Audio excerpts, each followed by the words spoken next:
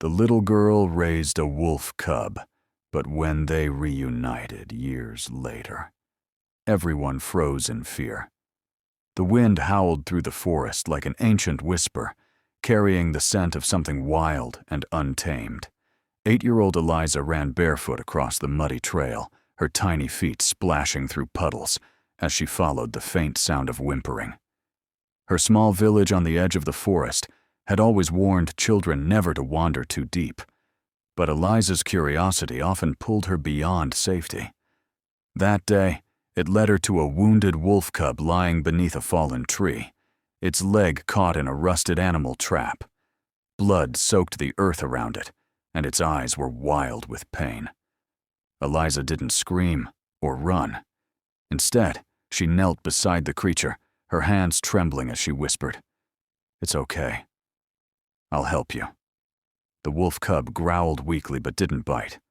Something in her eyes, calm and full of innocent kindness, kept the animal still. Eliza used her scarf to stop the bleeding and carefully opened the trap with a stick. The cub yelped in pain but didn't try to escape. She named him Ghost because of his pale gray fur and silent gaze. Over the next few weeks, she hid Ghost in an abandoned shed behind her grandmother's house. While others played or studied, Eliza snuck food from her meals, brought fresh water, and even read stories aloud to the cub. No one in the village knew, not even her parents. And slowly, the wild fear in Ghost's eyes turned into trust. Eliza had no idea how to raise a wolf, but love guided her. She watched how Ghost moved, how he reacted to sounds, how he slowly healed. Ghost, in return, began to follow her voice, nudge her with his nose when he was hungry, and howl softly whenever she left. Their bond was unspoken, but strong. They were both young, alone in different ways, and somehow found comfort in each other. But wolves are not pets, and one night, after a loud thunderstorm shook the forest, Ghost vanished. Eliza searched for days, calling his name until her voice cracked. All she found were paw prints leading deep into the woods. Years passed. Eliza grew older, but the memory of Ghost never left her. People in the village told stories of a large, pale wolf seen near the forest's edge, watching but never attacking. Some said it was a ghost. Others believed it was a spirit guardian. Eliza never believed the legends.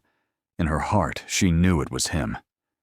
She often wandered to the same trail where they met, hoping, whispering, maybe even praying to see him again. But every time she returned home with nothing but the sound of the wind and the feeling that she was being watched. Then, on a freezing autumn evening, something changed. A wild bear had come down from the hills, desperate and starving. It charged through the village, roaring, sending people screaming into their homes. Eliza, now 16, stood frozen near the woods when the bear spotted her. She couldn't move, couldn't speak. Just as the bear lunged forward, a blur of gray exploded from the forest with a savage growl. The bear reeled back, shocked, and the villagers watched in stunned silence as a massive wolf, larger than any they'd ever seen, stood between Eliza and death. The bear roared in fury, swiping its heavy paw toward the massive wolf. But the wolf didn't flinch. It lunged forward with terrifying speed, biting deep into the bear's shoulder and forcing it to stumble. Eliza was paralyzed, not with fear, but with disbelief. That gray fur, those sharp yet intelligent eyes, and the way he placed himself between her and danger. It was Ghost. He had grown into a powerful beast, nothing like the fragile cub she once fed and comforted. But the bond between them still pulsed like a heartbeat in her chest. The villagers, who had gathered from behind fences and windows, could only stare in silence as the two animals battled like ancient enemies summoned from forgotten legends. With a final snarl, Ghost sank his teeth into the bear's flank, causing it to howl and retreat into the forest, limping and defeated. The moment the bear vanished, Ghost turned slowly toward Eliza. His eyes locked with hers, and something ancient passed between them. The villagers murmured behind her, fearful and amazed. Some whispered blessings. Others cursed the creature as a demon. Eliza didn't care. She stepped forward, her eyes filled with tears, and said one word: Ghost. The great wolf bowed his head low, his ears pulling back slightly, and for a moment, the world seemed to freeze. When Eliza dropped to her knees and embraced the wolf's thick neck, gasps echoed behind her. But Ghost didn't growl. He let her touch him, resting his head gently on her shoulder, like he remembered. That was when the fear began to grow. Not in Eliza, but in the others. They'd seen wolves before, but none like this. This one didn't behave like an animal. It had protected a human, understood her voice, and responded like a friend. The village elders gathered quickly, speaking in low voices. They were afraid, not just of Ghost, but of what he meant.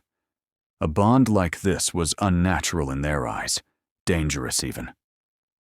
That night, Eliza was called to the town hall. Her parents stood beside her, confused and concerned. The mayor spoke with authority, declaring that the wolf must be driven out or destroyed. "We cannot live under the shadow of a creature like that," he said. "It's a wild beast." Eliza stood tall, her voice calm but firm. "He saved my life. He saved this village." But fear had already wrapped its claws around their hearts.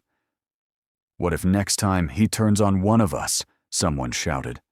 "What if the bear comes back and the wolf leads others with him?" The decision was made. If Ghost returned again, he would be hunted. Eliza returned home with a heart heavier than ever before. She sat outside all night, staring into the dark woods, waiting for any sign of him. Near dawn, she saw a pair of glowing eyes between the trees. Ghost hadn't gone far. He was watching, as always. She stepped forward, tears slipping down her cheeks, and whispered, "They're scared of you." "But I'm not." Ghost didn't move. He simply watched her for a long moment, then vanished into the shadows. Eliza knew he understood. He always had. And now, their bond had become a secret they could no longer share openly. The days that followed were filled with tension. Eliza became the center of every whispered conversation in the village. Children were told to stay away from her. Doors were quietly closed when she passed by. Even her friends began to distance themselves, uncertain whether her connection to the wolf made her special or dangerous. She didn't blame them. Fear had a way of changing people. But every night, she would return to the edge of the forest, carrying pieces of meat, fresh water, and sometimes even old books wrapped in cloth. She never saw Ghost up close again, but she always felt him there, watching silently from the shadows. Winter arrived early that year. Snow blanketed the village, cutting off roads and trapping people inside their homes. Food grew scarce. The forest, once a source of quiet peace, now seemed darker, more threatening. Strange sounds echoed through the trees at night, howls, growls, and once, a scream that froze every heart in the village. Hunters were sent out to investigate, but only one returned, pale and trembling. "Something's out there," he said. "And it's not just one wolf. There's a pack." Panic spread. The villagers believed Ghost had returned with others, wild and dangerous. They demanded Eliza tell them everything she knew. She refused, not because she didn't want to help, but because she didn't believe it. Ghost wouldn't hurt anyone unless threatened. But now, the lines were blurred. If he was leading a pack, could he still be trusted? Could any of them? That night, while snow fell like whispers from the sky, Eliza went deep into the forest, beyond the trails she knew. She followed her instincts, the way Ghost had taught her to trust her senses. Hours passed, and just as she began to lose hope, she saw him. Standing atop a rock, framed by moonlight, with at least 6 other wolves behind him. They didn't growl. They didn't move. They simply watched her. Eliza stepped forward slowly, her voice shaking. "Is this your family now?" Ghost didn't answer. Of course he couldn't. But something about the way he stood told her everything. He hadn't come back to destroy. He had come to protect. The forest was changing. Other predators had come down from the mountains. The bear had only been the first. Ghost and his pack were guarding the borders, keeping threats away from the village. Eliza felt a wave of emotion crash over her. They had misjudged him. Everyone had. But how could she make them see that? As she stepped closer, Ghost padded forward and gently pressed his forehead to hers, like he used to when he was a cub. That touch brought everything back. Every moment they had shared, every secret kept. Every night she had whispered his name into the trees. She stayed with them until dawn, sitting in the snow, surrounded by wolves who had accepted her as one of their own. When she returned to the village, her clothes soaked and her cheeks red with cold, she stood before the council and spoke. "Ghost has a pack now, and they are not your enemy." But the villagers only grew more afraid. "If they come near again, we'll defend ourselves," the mayor said coldly. Eliza knew then that fear was louder than truth, and the truth was, the village wasn't ready for a protector with fangs. The village began preparing for an attack that was never coming. Traps were set along the forest's edge. Men with rifles took turns guarding the roads, and even the children were told to carry whistles in case of danger. Eliza tried to explain, tried to plead with them to stop, but their minds were closed. In their fear, they were creating the very threat they claimed to fear. She wanted to warn Ghost, but each path into the woods was now watched.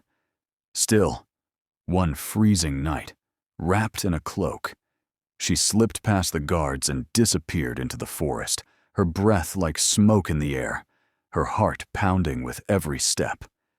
She found him near the old stone riverbed, pacing anxiously. The other wolves were restless, sensing the traps and the tension in the air. Ghost approached her quickly, nuzzling her arm, and for the first time, she felt his worry. "They're planning something," she whispered, her voice barely audible through the wind. "You have to leave. Please." But Ghost didn't move. He glanced toward the village, then back at her, and let out a low, aching whine. She realized then that he wasn't just staying to protect the forest. He was staying for her. He didn't want her to be alone if something happened, and that broke her. The next morning, a howl echoed across the valley. Long, loud, and sorrowful. Villagers rushed to the fences, weapons in hand, expecting an ambush. But nothing came. No wolves, no shadows, just silence. That night, Eliza left a note for her parents and vanished into the trees again. She couldn't bear to stay in a place where Ghost was seen as a threat, not after everything he'd done. She followed the tracks deep into the mountains, past places even the hunters feared to go. There, hidden beneath a canopy of ancient pines, she found Ghost's new den, a hollow between rocks, warm and protected. The wolves accepted her instantly, circling her with cautious curiosity, before lying down around her like sentinels. Days turned to weeks. Eliza survived on berries, roots, and the food Ghost's pack brought her. She learned their signals, their patterns, their trust. The girl who once raised a cub was now part of the pack, moving with them through snow and silence. Back in the village, stories spread like fire. Some claimed she had been taken. Others believed she had joined the wolves and would return with vengeance. The mystery only fed the fear. Eventually, they stopped searching. They believed she was gone forever. But Eliza didn't care. For the first time in years, she felt free. She belonged somewhere. She had chosen her side, and it wasn't the one behind fences and fear. Then, On a night soaked in silver moonlight, a child from the village wandered into the woods, chasing a lost lamb. The traps were still there. The cold was brutal, and the forest was alive with the sounds of predators. The child screamed once, and then silence. But before it could become tragedy, Ghost appeared, his pack close behind. Eliza followed, her heart racing. They found the boy shivering beneath a tree, his leg bleeding from one of the iron traps. Ghost carefully lifted him by the collar of his coat, carrying him like he once had been carried as a cub, while Eliza disarmed the trap and whispered comfort into the frozen air. When Eliza emerged from the forest with the injured child in her arms and the massive white wolf by her side, the village square fell silent. No one moved. No one breathed. Torches flickered in the wind, casting long, trembling shadows. Ghost's pack remained hidden beyond the trees, their glowing eyes just visible in the darkness. The child whimpered once, and only then did the villagers come forward, unsure whether to run or reach out. Eliza placed the boy gently into his mother's arms. "He would have died," she said plainly. "Ghost saved him." The mother wept, clutching her son as her eyes flicked between Eliza and the towering wolf beside her. One of the hunters stepped forward, rifle trembling in his hands. You brought him here?" he said, voice caught between fear and awe.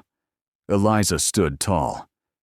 "He came to protect," she replied, "not to harm. He's done more for this village than any of you." Her words were sharp but true, and they struck deeper than any bullet could. The villagers began to murmur, and slowly weapons were lowered. Even the mayor, who had been the loudest voice of fear, looked unsure. But it was the boy, his small voice breaking the quiet, that sealed it. "He's not scary," he whispered. "He's kind." And with that, the spell of fear began to break. In the days that followed, something remarkable happened. The villagers took down the traps. The guards stepped away from the forest's edge. Food and offerings were left outside the trees, and sometimes, just sometimes, they would find a paw print in the snow or catch a glimpse of silver fur beneath the moon. Eliza didn't stay in the village. She visited often, but returned each night to the mountains, to her true home. Ghost remained by her side, the unspoken bond between them stronger than ever. She became a legend, not a ghost story whispered to children, but a tale of bravery and truth in a world ruled by fear. Years passed, and the village grew. New families arrived. The forest remained untouched, a sacred place of quiet mystery. Children would sit by the fire and listen to stories about a girl who once raised a wolf and the night they returned to save a child. Some believed it, others didn't. But deep in the heart of winter, when snow blanketed the world and the wind howled through the trees, villagers still left food at the edge of the forest, not out of fear, but out of respect. For Ghost, for Eliza, for the bond that changed everything, a bond that neither time nor fear could ever break. One night, a young girl wandered too far chasing fireflies. Her parents panicked, searching in every direction. But before dawn could arrive, she was found sleeping peacefully on the church steps, her coat slightly torn, her cheeks kissed by the cold, and beside her, a single paw print in the snow, larger than any dog's. The villagers said nothing, but their hearts whispered thanks. The girl remembered nothing, except for a feeling of warmth and the sound of a heartbeat that was not her own. From that day on, the village was never afraid of the forest again.